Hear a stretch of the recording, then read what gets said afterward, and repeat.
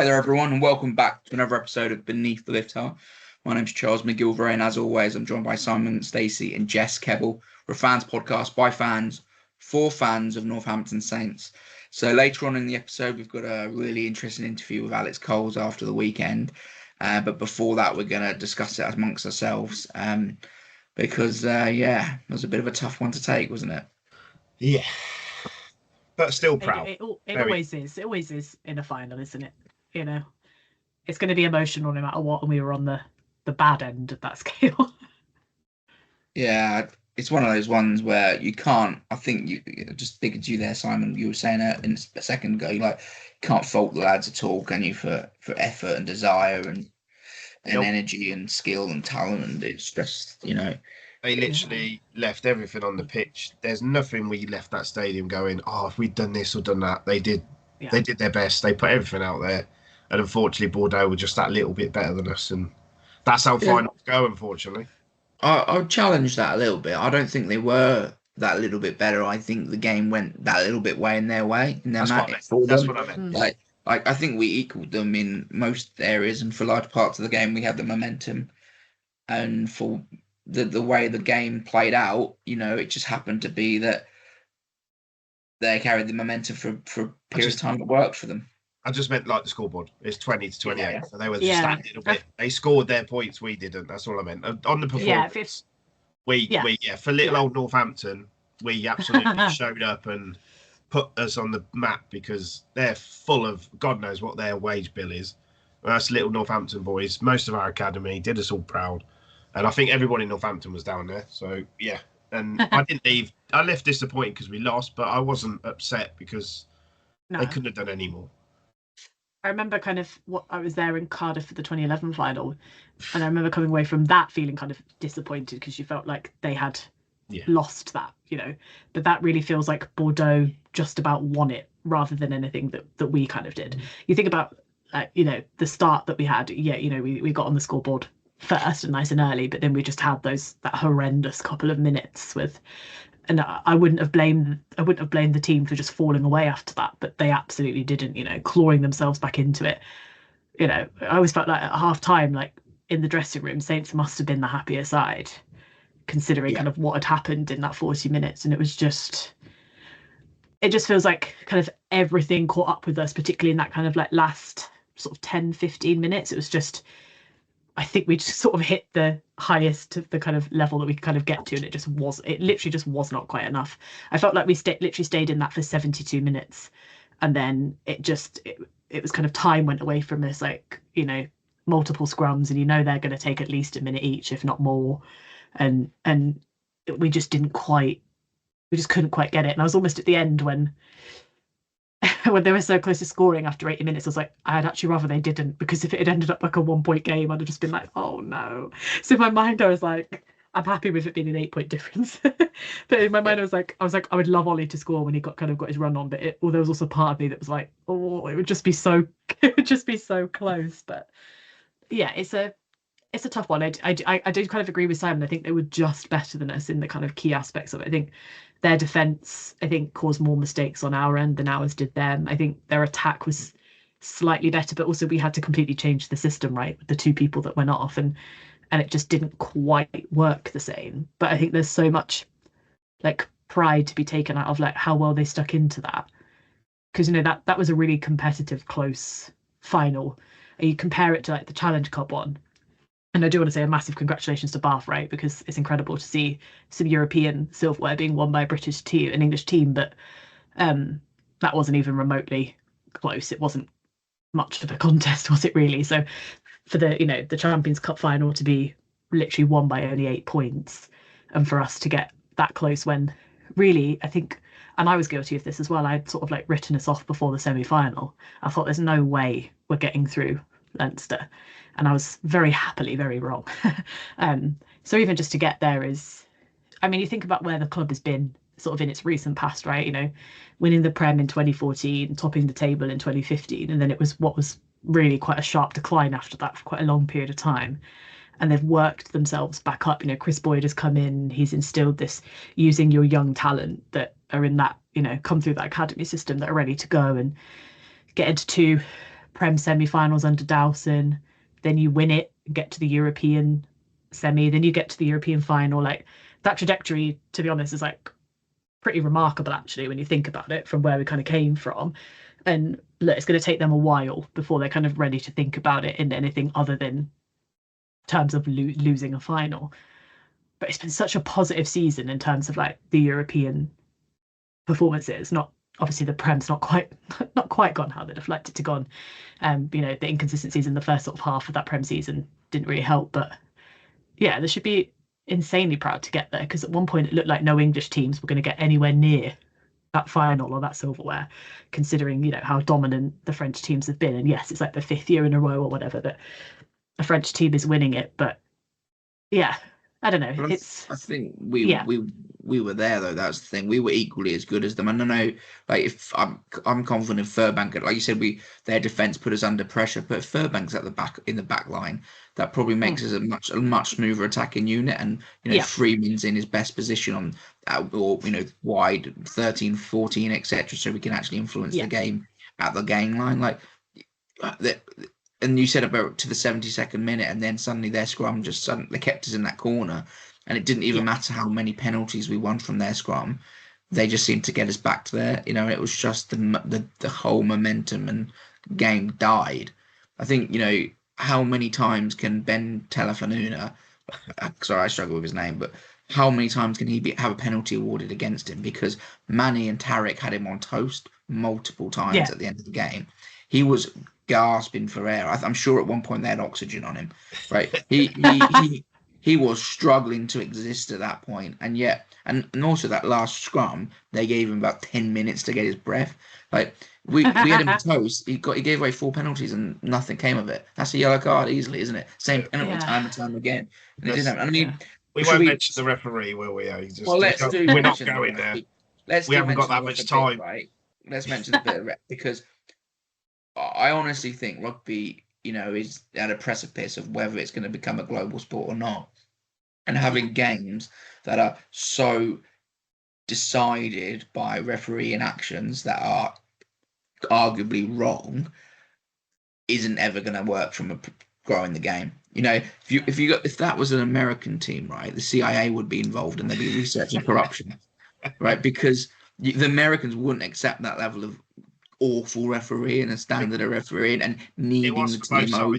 It was for both sides. For both sides. For both sides. Yeah, it was. It wasn't even just the ref, was it? It was like the whole team, like as a unit. It didn't work, and it's sort of unfortunate as well because there was quite an egregious error and I hate to say it, a very egregious error in the Challenge Cup final as well, which in the end I don't think really affected the outcome. But yeah, it's just it feels the same in the Prem as well, and I feel like we just sound like a whiny broken record and like we're just making excuses. And I do want to say like the best team won in that European final, right? I'm not for one second putting it on, but at some point this kind of level of refereeing and this standard, like from an international perspective, not just a domestic perspective, like someone's got to do something at some point. It feels like it's just fallen off a cliff in the past couple of seasons. It's I get that refs need to have it takes time sometimes for them to grow into the game, but we were even talking about Luke Pearce in the Saracens game, who had a kind of a very, very off kind of day, which is not normally what we expect. It's just,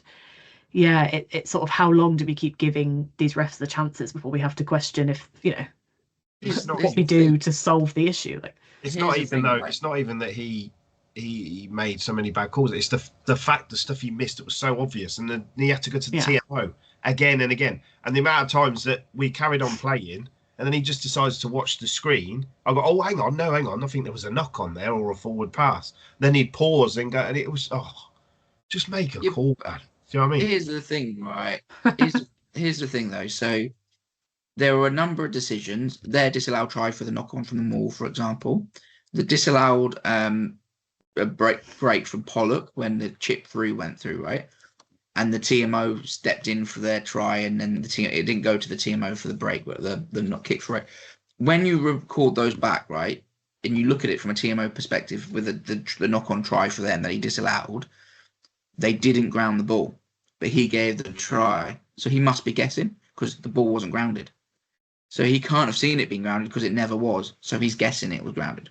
The Henry Pollock, when you look at it, when when you pause it as it comes off Finn's boot, he's onside. So he can never have seen him offside because he wasn't offside. So he's guessing again. You can't be guessing decisions at that level of the game, right? You play it out, let it play out, and go to the TMO if you're not sure. That's the point of the TMO. You don't guess. You can't have these things made on the basis of a TMO, a referee not knowing what's going on and guessing. It's like I said, you cannot argue with the result. You can't argue with the result whatsoever. The ref didn't decide the game as such. Like you can argue the best team won, whatever, but the standard is still so worrying, and it's never going to grow as a sport when you see stuff like that. And let's talk about the other Pollock cancelled try, and Ben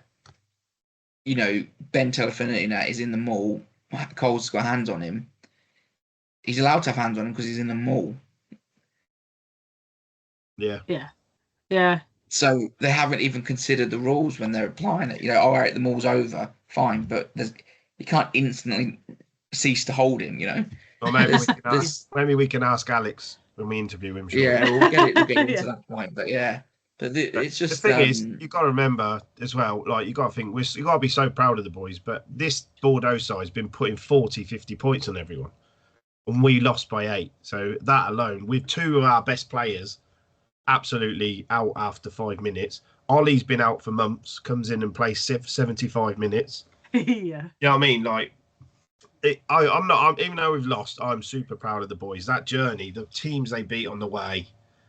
They could. I know it's going to be hard because they didn't win nothing, but they can be super proud that they've put us on the map. And if you look at the stages of what we've done, semi-final, get to the final. Hopefully next year we should win it. Then that's the logic.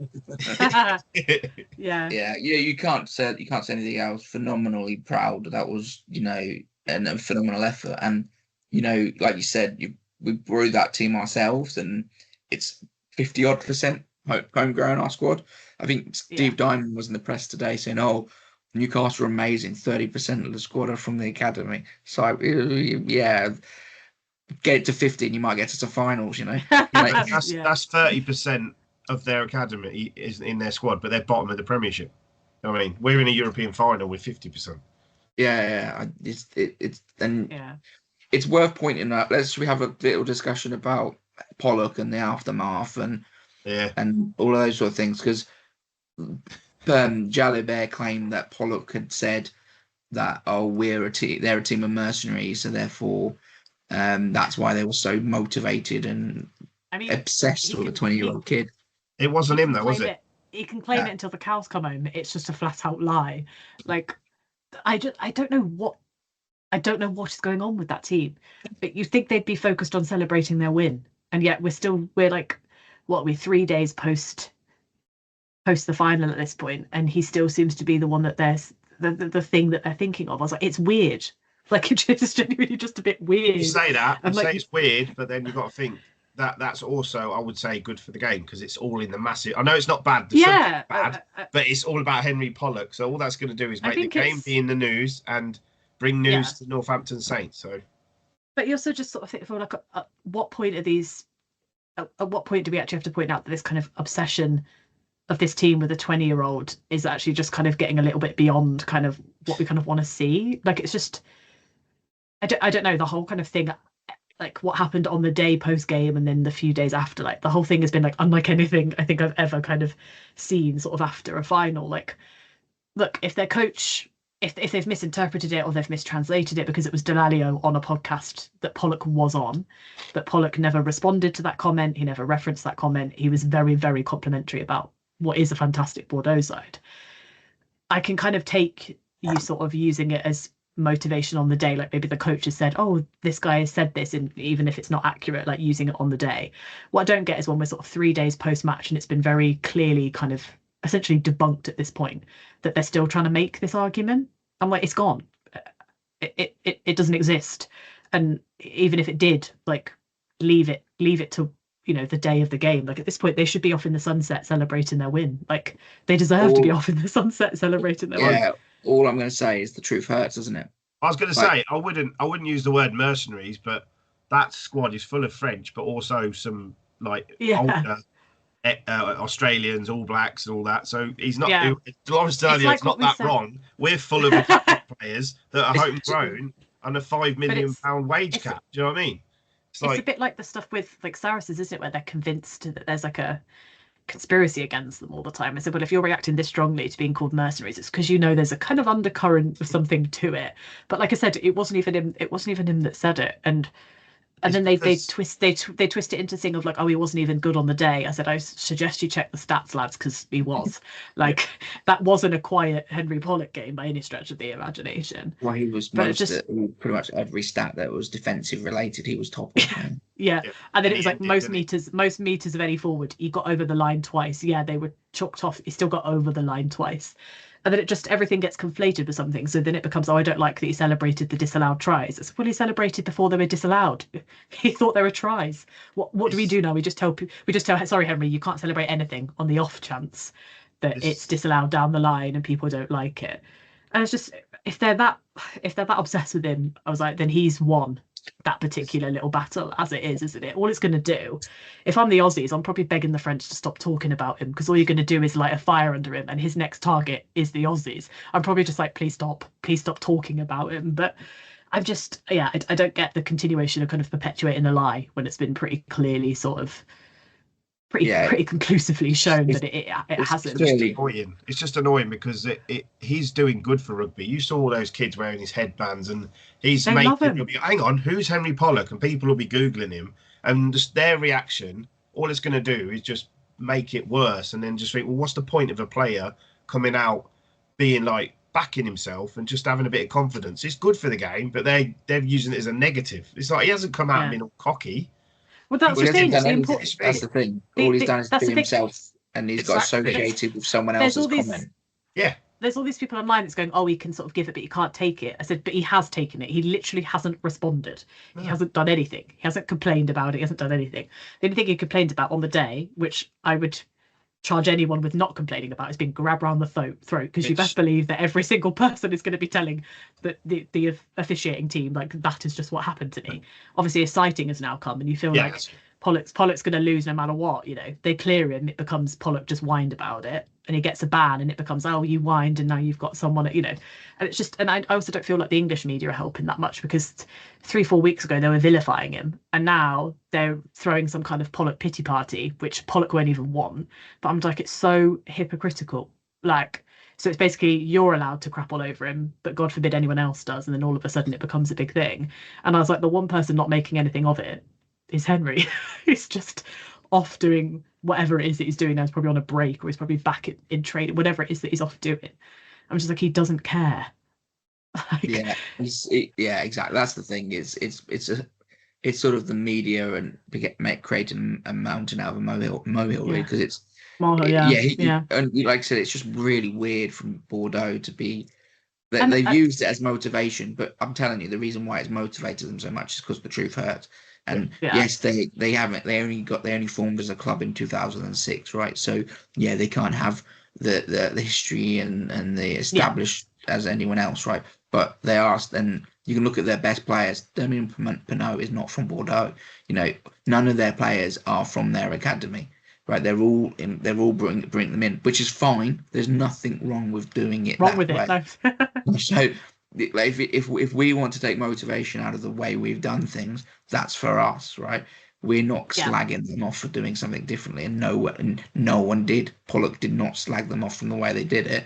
No, that was entirely Dallaglio, wasn't it? So, and you can agree or disagree. And the thing is, as well, is a lot.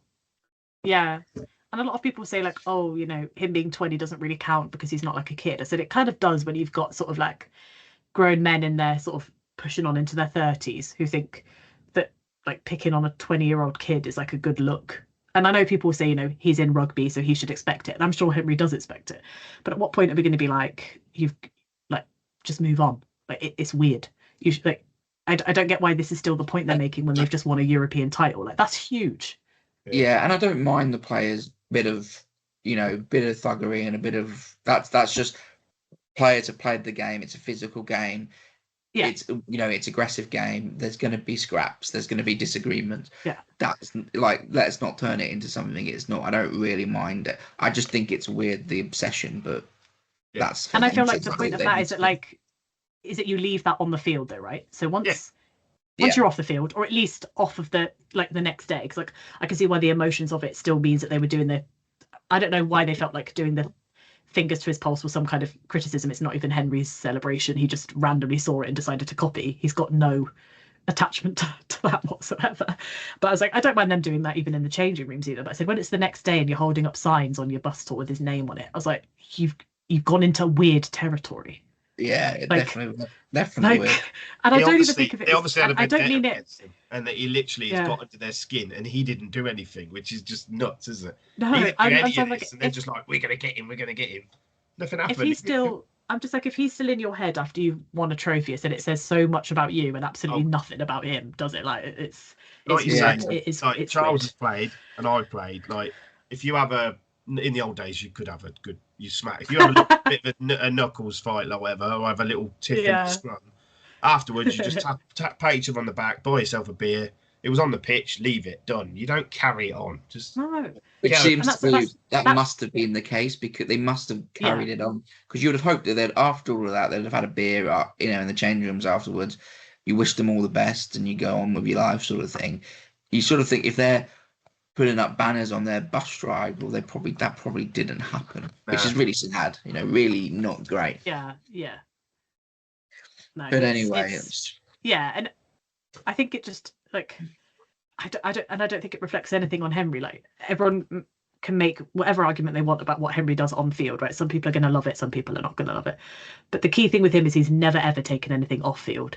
Like in every single interview I've ever seen him done, he's like the epitome of like polite and respectful. He was really, really complimentary about Bordeaux in that particular podcast that they've decided to attribute the wrong quote to him, like really complimentary. Even after the game, when he was sort of interviewed after the game, he was really, really complimentary and congratulated them. And I was like, so actually the person at the end of the day, the ones that are coming out with the kind of negative look to me is that French team.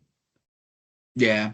Which is a shame, because I was really pushing for them to get, obviously not to win, but I was really pushing for them to get to the final. I thought they were a really fantastic side. They've got some really good talent in there. It's really good to see someone new in the final. I always felt they were good. I know a lot of people seem to be automatically picking Toulouse. I always felt they were going to beat Toulouse and get to the final at that point, right?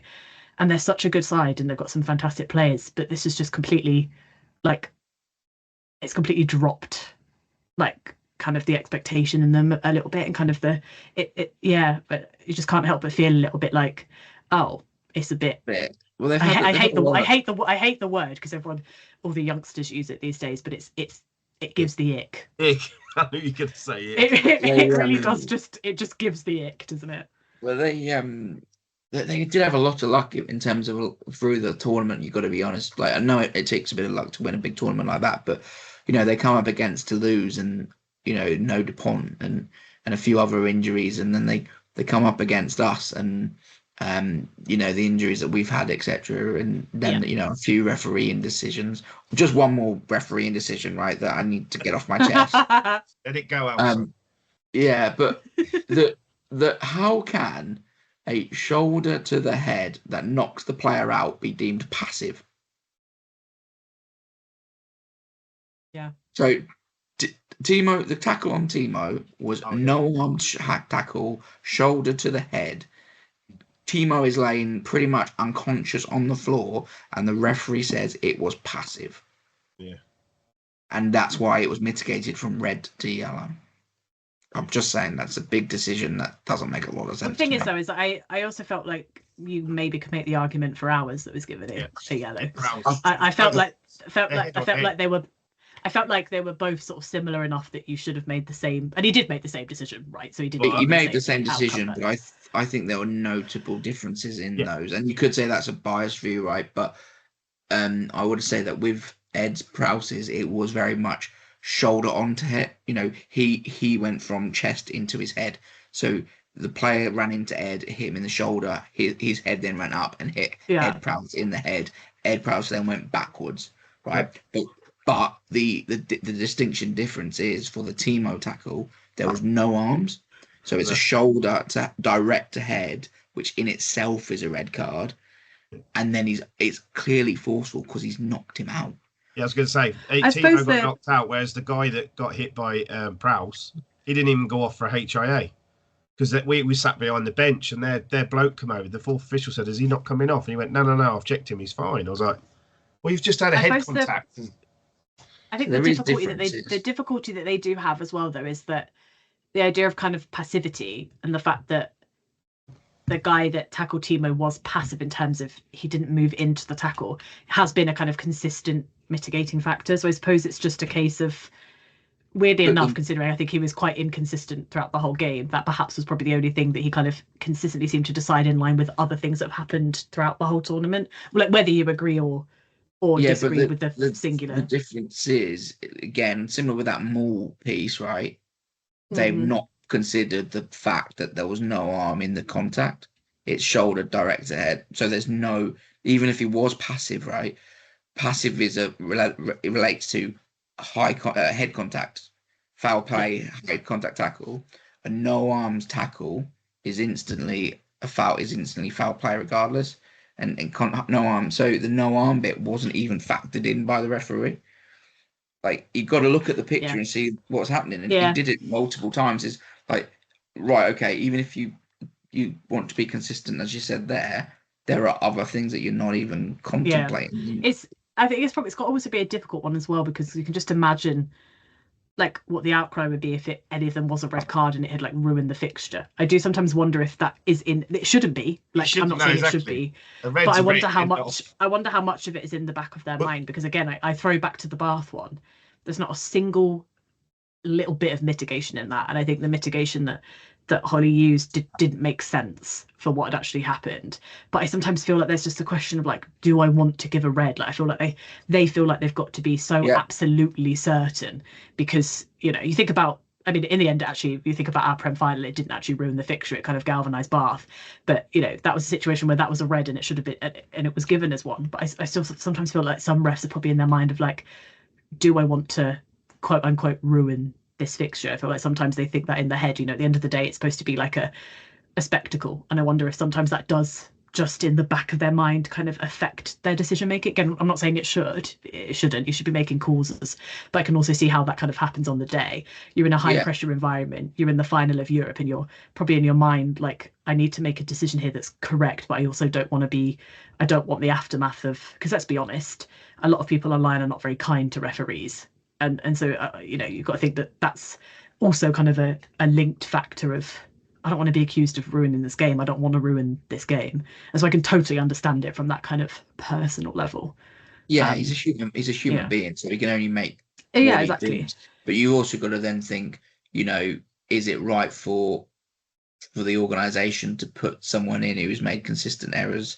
You know, you've got to get the best people in, because they're going to be the people who make the best. They are the best place to make decisions.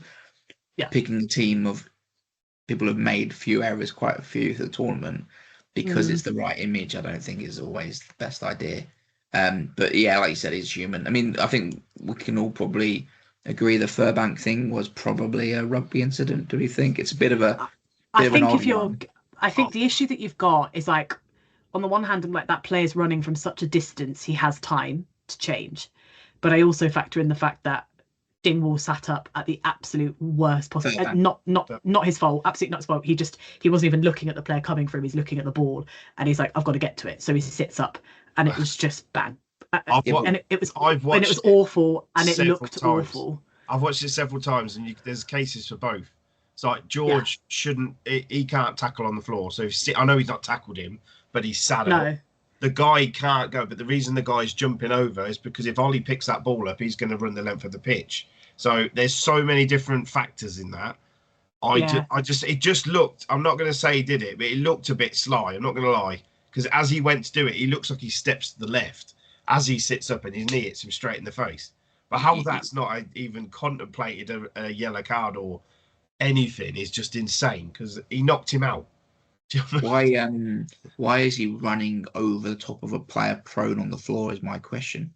Yeah, because he could have run round it. That was my point. So you've got this concept of recklessness, haven't you, in rugby, right? You're responsible for your actions on the pitch. So, like, if you dive head off your feet into a ruck and you're out of control and you hit someone on the head, then you're done. It's your fault. You've been reckless. Yeah. player's prone on the floor, why are you trying to run over them? Like, that's surely reckless, would be my only thought. I feel like, but I'm not overly concerned about it or worried about it. I'm not necessarily saying I'm not saying it should have been a particular decision either way. I think what felt slightly odd was that they didn't seem to at least even look at it. Like, even if they looked at it and went, you know what, we're going to classify it as a rugby incident, but there didn't seem to be any interest in at least just checking. Like, he was down for so long, he wouldn't have wasted any time having a quick look to see. I still think because it's Furbank sitting up that actually causes the collision, I think you'll have a really hard time saying it should be anything other than just a really unfortunate accident. But yeah, you do still definitely have but then also you make the argument that, you know, he's just focused on the ball. You know, he's got Ollie, he's got George, I need to get to that ball before both of them, and so he's just gone. Yeah, but that's the recklessness piece, isn't it? No, like, 100%. If you're hitting a ruck, all you're doing is thinking, I need to protect the ball, and you got to be But it seemed like the TMO made the decision, but the TMO can only make so many decisions, and he literally made every decision in that game because the referee didn't even bother. He may as well just been sat next to me. Yeah, there was a couple of times where I think Andrea Piardi had to run on to tell him something, and he would reverse a decision or give something, and I was just like, oh. And I do appreciate that as well. Like, a lot was going on in that game, like a lot was going on in that game. But yeah, at some point we've got to kind of, you can take the human aspect of it into it at some point, but you've also got to think like there's supposed to be a set level. That's what I'm saying. And I wonder if they hit. I wonder if they hit it on the day. I'm just wondering, was that too big a step for him? Not trying to diss the ref because it's a hard job, but it is a hard job. Cup final. That's the biggest stage of a referee's career. But I also feel like some of the difficulties you've got is a bit like some of the best refs probably are sort of English and French, and you've kind of cut all of them out. They're all gone. So when you've got a referee on the touch track who's running on to tell the ref rules, when he a few weeks earlier was claiming to players, "I'm sorry, there's too many rules. I don't know what I made a mistake." It shows you. Yeah, it shows you maybe. Let's move on. I don't think it's their fault at all. I think there is a bigger issue in the game. Yeah, it's a systemic thing rather than It's holding the sport back. But anyway, let's get to our guest. Born in Cambridge, he started his rugby journey at Shelford Rugby Club and at Newmarket Rugby Club. Joining Saints at the age of 13, he went on to make his debut in 2019 in the Prem Cup versus Wasps, and has gone on to make 131 appearances since, scoring 85 points, including 2 tries at the weekend in the Champions Cup final. He represented England under 18s and under 20s and has 5 caps for England's first team. Saint 2005, Alex Coles. Hi, Alex. How you doing? Yeah, feeling pretty deflated after the weekend still. Been a tough couple of days. Just starting to sort of go on the emotional journey from like feeling really gutted and like drained, and then having watched it back and been at the club, like getting some positive feelings back of like proud of how we stuck at it, proud of the whole journey we've been on in Europe this year. So yeah, sort of coming out the back end a little bit of my misery, but it's still lingering a little bit. Physically, how are you feeling? Yeah, pretty beat up. I was struggling with my knee last week, so I didn't train at all. I just did a fitness test the day before and then played. And it's reacted a little bit to the game. Nothing major, but yeah, it's just it's not a long-term thing, and it would have probably been a 2-week injury, but we just pushed it to a 1 week, and it's just put me back a couple of days. But yeah, I think everything always hurts a little bit more after a loss, unfortunately. Yeah.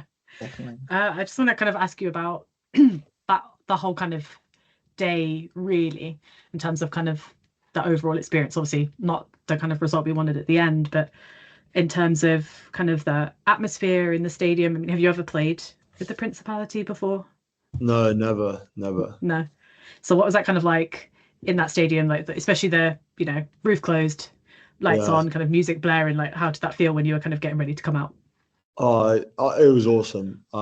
Really and talk about coming out the back end of my sort of misery and trying to find some positives. And like one of them was just being a part of that whole day. I was traveling reserve with England when they played that Six Nations game at that stadium. And I just remember being there, sort of hoping that I'd get a chance to play there one day, because it's an amazing stadium, especially with the roof closed. The atmosphere just bubbles away, and so that was an amazing aspect. And then just like something that's going to stick with me for as long as I can keep the brain going is that bus drive we had into the ground, like all the the immediately by us on the bus was packed, but also when the streets sort of opened up to the side, like that whole section. I don't know if you guys were there, but there were like a couple of sections and it went like rows and rows back just to fans. And Bordeaux had loads of people, but honestly it was just like a sea of Saints fans. And I don't think I've ever experienced anything like that for a club game. It was ludicrous. And then even in the game, like you could just hear all the support, every decision, every little moment. So that was an occasion. It was unbelievable.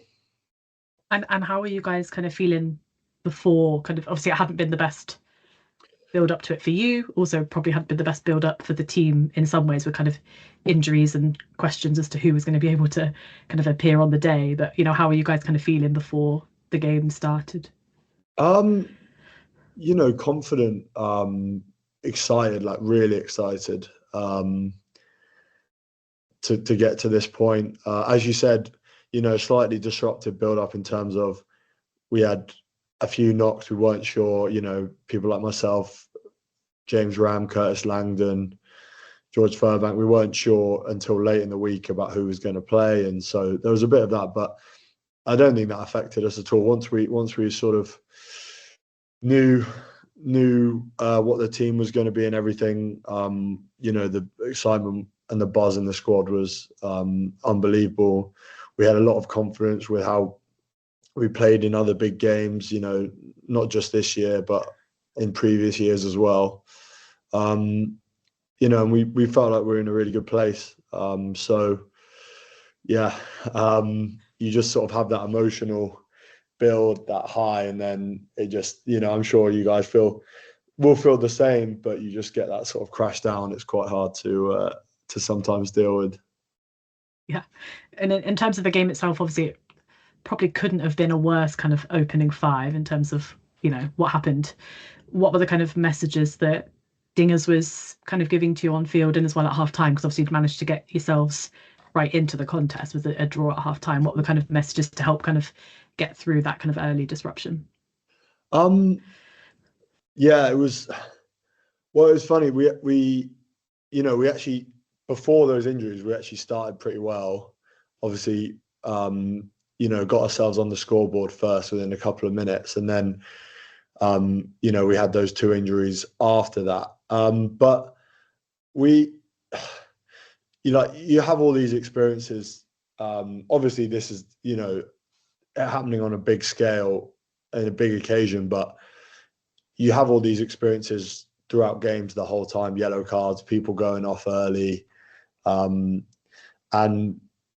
to be honest, you just kind of crack on. And I was more concerned with Ferbs because I wasn't around. I was on the other side of the pitch, that he was okay. Obviously they got the stretcher out and stuff. So, I was, in the back of my head, I was a bit worried about, how he was with that. But as a team, we stuck at it. We knew what we were doing.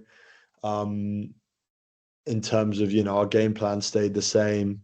The people coming into the roles, their job was just to do what they always do, what they've trained to do all year, what they've done when they played. So it was pretty consistent. And then I think in terms of halftime, as you say, we weathered a bit of a storm and then got ourselves back. into the game, and it was just a case of trying to keep going, really trying to keep the game as fast as we can, put as much fatigue into them as we can, and there are a few tactical elements in terms of trying to get on top in the kick battle. We saw they did pretty well in terms of pinning us in behind with those little chips over the top, those little grubbers, and their wingers obviously high class. They can trap you in that situation. So we spoke a little bit about that, but largely the message was just keep going, put into them as much work as we can, and we're in with a good shout.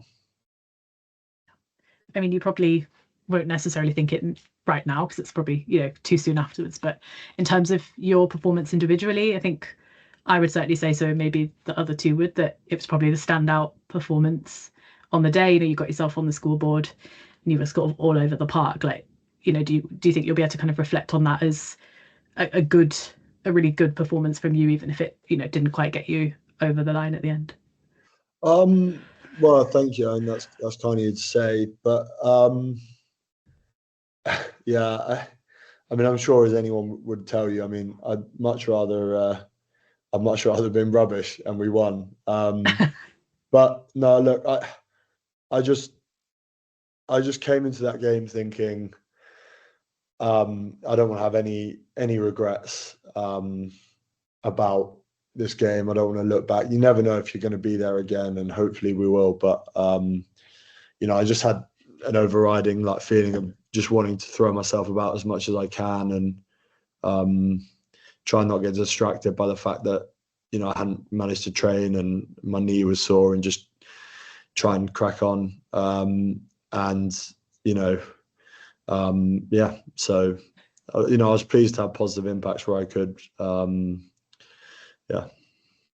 And how do you reflect kind of on that season as a whole? Obviously, there were some really history-making kind of performances there with the win in South Africa and that incredible win over Leinster. Do you still kind of take it as an overall kind of net positive season in terms of what you're able to achieve?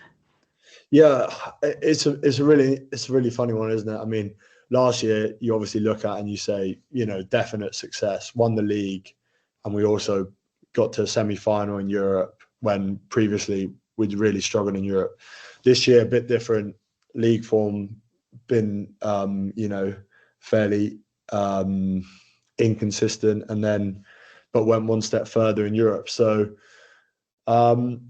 it's sort of hard to weigh up, but in terms of Europe, to be able to get to a final is a big achievement in and of itself. And as you mentioned, big wins along the way at places where teams have struggled to win. Against the Bulls, against Leinster away. On that whole run, you'd have to say, it was an amazing sort of journey. And I love being a part of it. I'm really proud to have been a part of it. So yeah, I wouldn't be able to definitively say that it was a net positive, but look, to be able to get something, to get those memories, both for us, for the fans, to have those results when we weren't able to deliver it in the league, I think at least to have those tangible things to have celebrated and enjoyed over the season definitely made up for, at least in part, for the fact that we hadn't been able to defend our domestic title.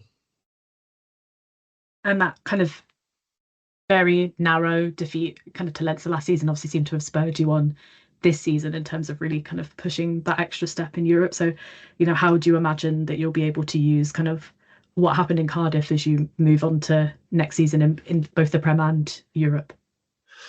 Yeah, it's a great point. And, I was here with Boydie when we were getting to semi-finals consistently, but then weren't able to take the next step. I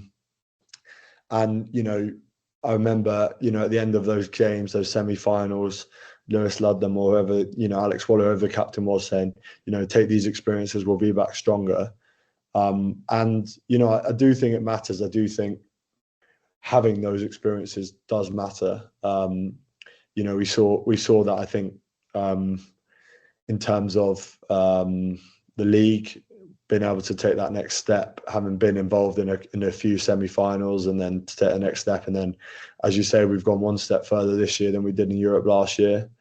But I don't think it's as simple as, semi-final, final win. I wish it was. But I think, the culmination of these experiences as a group we've had over the last 2, 3, 4 years, they just put you in a better place when those big games come. And I think, it might not be that we make the final next year and it means we win it. But I think as a whole, these experiences mean we will win more of those big games than we perhaps would have otherwise. So, yeah, there's a lot that we can take from it.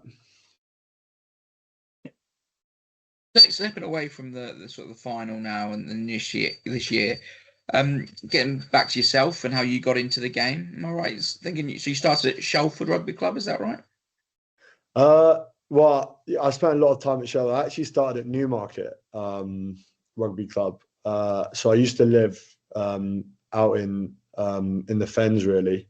And my dad, I was playing a lot of football. My dad thought I'd better give rugby a go because he didn't like football. He didn't like football one bit. So he took me along to Newmarket Rugby Club and then played there for a bit, and then moved to Cambridge for my schooling, and played at Shelford there. And also, unfortunately, when we ran out of numbers at Shelford, and then ended up playing for the arch rivals Cambridge. But I've been to a few clubs. And were you always tall, or if you played football, were you at the back sort of thing, or in the goal or something? Were you always? Yeah, I was in goal. Yeah, I was in goal, but I fancy myself as a bit of a player. So I used to try and play outfield. And the deal I came to with my coach was that I would play in goal, but I would take the penalties for the team. So that was the compromise we reached. But no, I was always tall, and unfortunately for me, football was never my game. But yeah, it sort of pushed me into rugby, pushed me into cricket a bit more. And I was always tall, very lanky. It's only been in the last sort of 2 years I managed to fill out a little bit. And even then, I've probably got some more work to do on that. And does that sort of, is that the basis for the sort of game that you have and the sort of style of play you have? Because you probably played predominantly at 5, but you obviously played 6 at the weekend. You played 6 a lot, etc. But you probably bring something very different to a lot of locks in the sense of you get hands on, you move the ball, you cut phenomenal support lines, etc. Not many locks are getting on the end of wingers offloads and scoring in finals. Is that because of that? You're a rangy, tall, athletic lad, didn't necessarily have that massive size that some big locks have.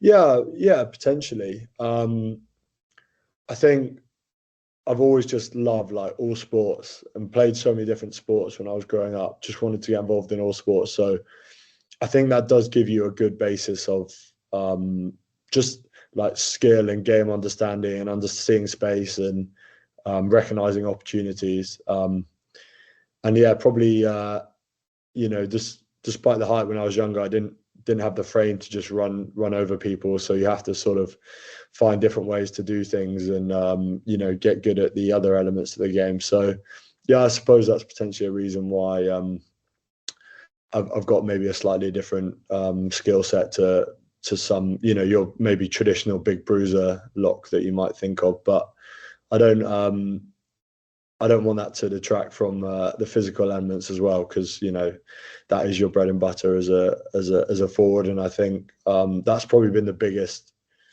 growth in my game over the last few years. It's something that whenever we chat to coaches was always the work on, always something I was aware of, but just trying to bring that more into my game as well. Do you feel that potentially having those extra skills, almost people sort of pigeonhole you and think, well, you've got those skills and you're not necessarily the big physical block, which you also are as well? Yeah. I think there can be an element of that. and I see it as like that stuff's a bonus really. And it's funny, like you score a couple of tries on the weekend, everyone's, giving you loads of plaudits, but there are some bits of my game at the weekend that weren't as good as they have been in other areas. And sometimes I'll feel like I've had a great game just doing the lock stuff, the gritty rucks and the line out work that I've got to get through, and it maybe doesn't go as noticed. So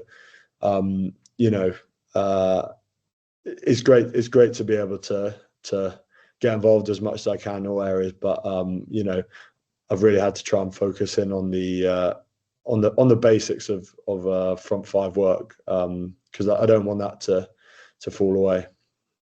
Are those the areas where you think that's where you need to grow more as a player? Is the sort of classic type 5 sort of work?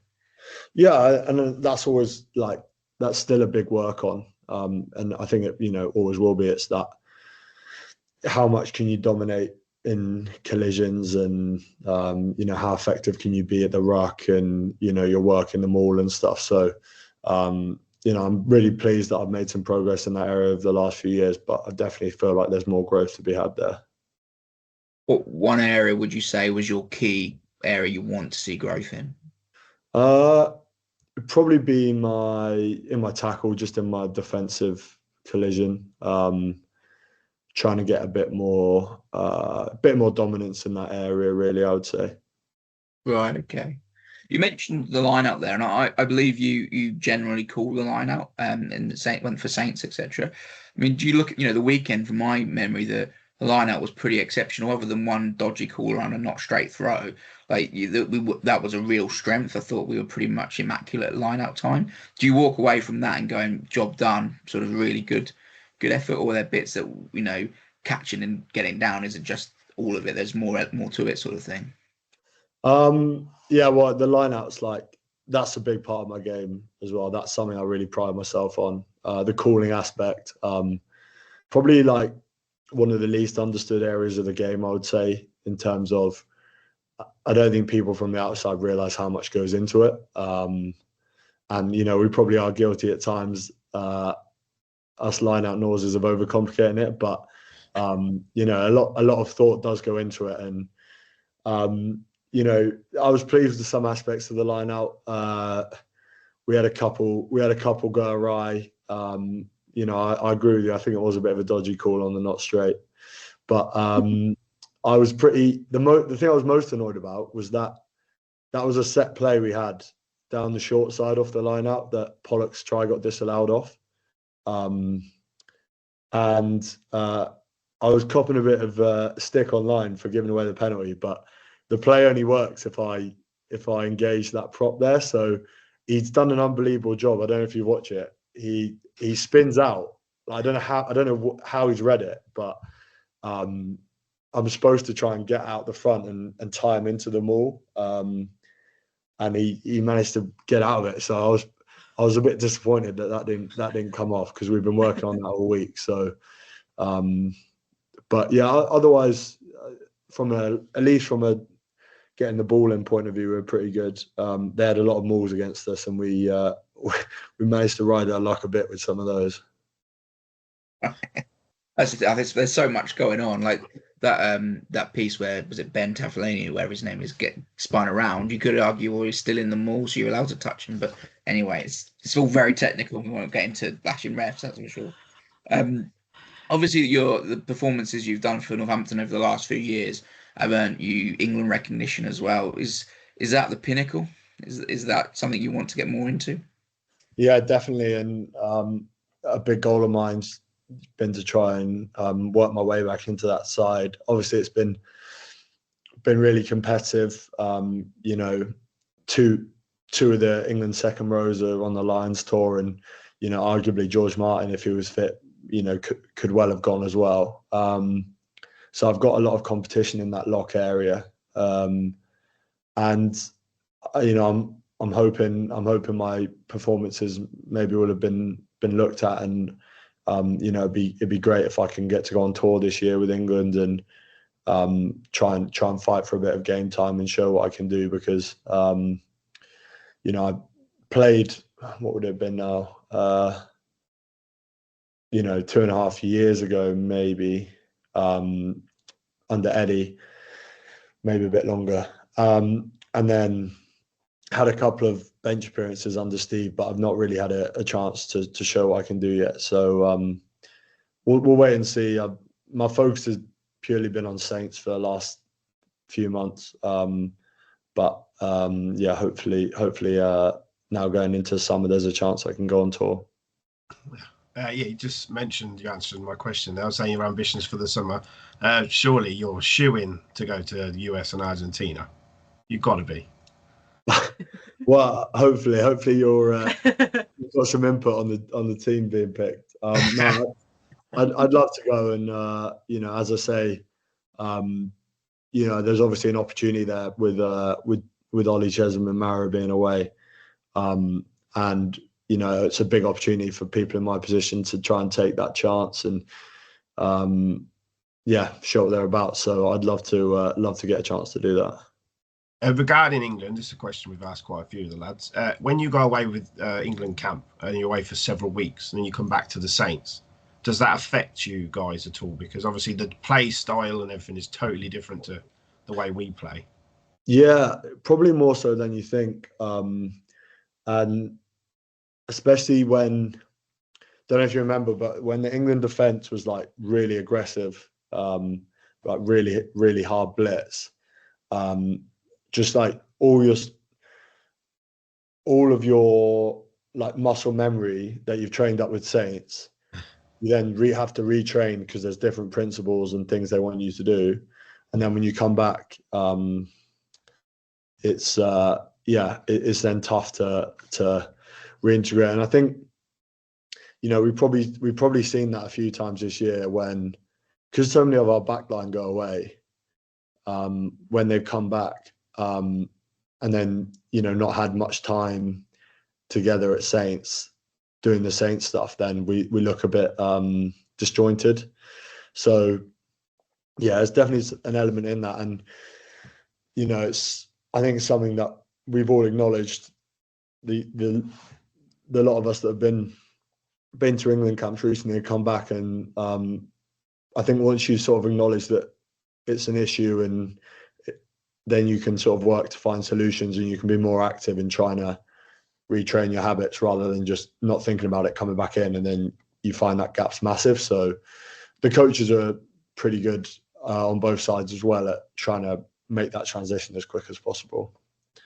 Yeah, having Steve Borthwick obviously is the England boss. He's also known as a line-out Norse. Does he actually help improve your game at all? Because obviously that was his thing as well. He was the line-out caller.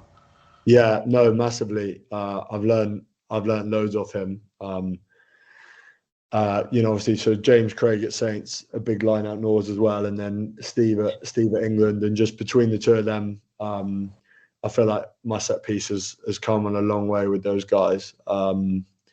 And you can tell that Steve's there. He's really passionate about coaching it. He's very good at coaching it. Very detailed. And even when I've gone to camp and not played, I've still benefited a lot from being around that coaching and sort of learning off him.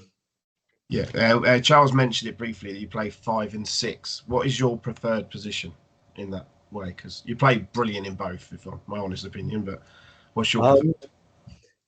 Yeah, it doesn't. Don't worry. It doesn't matter too much for me, really. At least at Saints, in terms of, I've still generally been calling the line out from 5 or 6. And so sort of within the line out, your roles don't really change so much. And then I guess the only difference would be sometimes at 6, you have a bit more freedom, maybe just you tend to be in the wider channels a bit more. But that can go both ways. If we're playing really well and we're doing good stuff, you get your hands on the ball a lot, probably more chances to maybe open your legs up, get some meters, maybe more try scoring opportunities. But then if it's a really quiet game, sometimes you don't get involved in the action at all. And I've had games I played at 6 and I come off the pitch thinking, well, I hardly made any tackles, hardly touched the ball. So I probably see myself as a lock that can play 6, just because I think, you know, some of my core attributes in terms of the line out and stuff, you know, normally sit with the lock. But it doesn't make too much of a difference for me, really. That's fair enough. We all watch you week in, week out, and we know as a forward, you make the running lines, like the offloads and the sort of your hands of a back. So I was just wondering, do you think Mr. Andy Farrell might be giving you a call? Was that one of those 2 spots on the lines? I'll be very surprised. I mean, I'm not holding that hope for that. I think, look, I've not really played much for England yet, so I think that's really the next step if I can try and do that.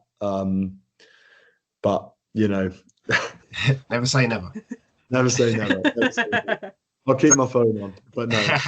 outside of rugby, what are your other interests? And I read that the boys nicknamed you the Educator. And is Angus challenging you for that name? Because he was on the pod and he said he went to Cambridge. Yeah. No. Angus is a very smart bloke. I think he probably him and I have some good conversations. We're both quite interested in philosophy, so had a bit of a chat. Yeah, he did a philosophy course at Cambridge, so he's a very smart bloke. Yeah, so I love my study. I've did a degree in politics, philosophy, and history, and then I've done a law conversion course, which I finished earlier on this year. Just looking to set me up for rugby, hopefully. I've got a few more bits to do for that. I think I'm going to start a master's in sports law in September. This September coming is the plan. So I like to try and keep my brain fairly active. And then other things. What else? Quite like chess. Play a fair bit of chess. Football Manager. Don't know if any of you play Football Manager.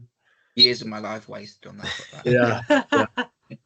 Every time I'm injured, I get very into that. Yeah, any sort of sport really. Also tend to have on the TV and watching and stuff.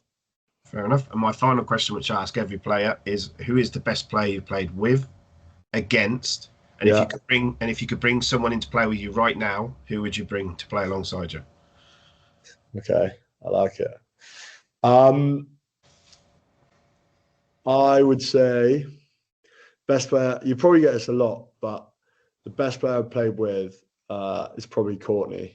I think just in terms of someone that I've idolised as a player who sort of played a bit in my sort of position. Obviously, transitioned more to the back row later on, but someone with like an unbelievable skill set who could kind of do everything, was physical, but was still athletic and good at playing the ball, very good in the line out. So I've learned a lot of him, and I'd say he's the best player I've played with. Best player I played against. We'll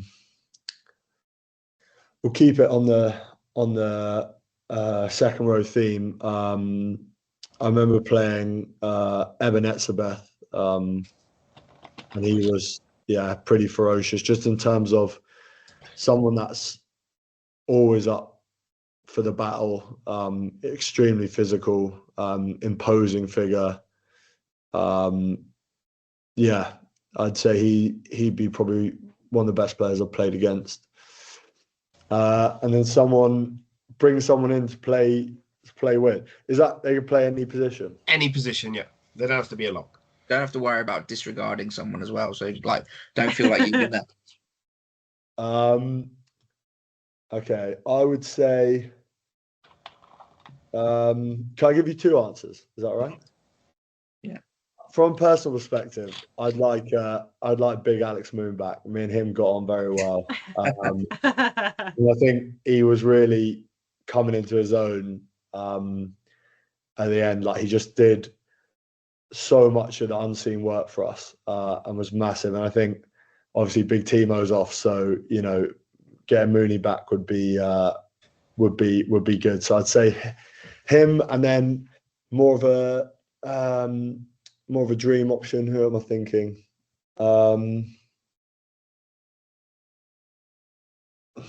Someone with a bit of flair. Who do I like watching? I like Will Jordan. I think he's class. So maybe bring him in. We've got a pretty good back three already, but I'm sure we'll make space for Will Jordan there. Yeah, I think training would be a bit tasty with the backs of Will Jordan in there as well. To be fair, there'd be a bit of competition, wouldn't there? Yeah. Yeah. I mean, it's interesting, but when you said Eben Epser as someone the best player you played against, and he is a physical brute and a real old school enforcer. Sort of, you don't get too many of them around in the game. That sort of enforcer sort of role, is that something a player is born with, or is that something a player can develop into? Yeah, it's a really good question, and I think there are some people that just have it. They're just, you just see it in their eyes. They're just crazy for it. They love it. They want to just impose themselves wherever they can. And like, I don't know Evan personally, but maybe he's one of those people. I personally, it's not something that came naturally to me in terms of, if you play rugby to any level, you've got to love the physicality of it. But in terms of the other bits, maybe trying to intimidate opposition, like in a more active way, you talk about being the enforcer, and that wasn't something that necessarily came naturally to me. And I think it's, I wouldn't say I wouldn't put myself in that category at all, but there's certainly, in terms of just your mindset and how I approach the game and stuff, I do try and bring in more of that physical element. I'm not someone that's going to stare someone down necessarily, or give them an elbow in the head and the floor. That's not really my style. But if I can just be a nuisance just everywhere and just impose myself physically as much as I can, that's something I'll try and do. And yeah, I think it's a good question though. Yeah, no, thanks. I mean, just one more before we let you go. Then, you the best player you played with there, you said, with Courtney, and he is by far the best. That's the answer we've had most from all the players. He is by far the best player. And I think for the especially me and Si, the older part of the podcast, we've watched pretty much Courtney from year dot to where he finished at Saints.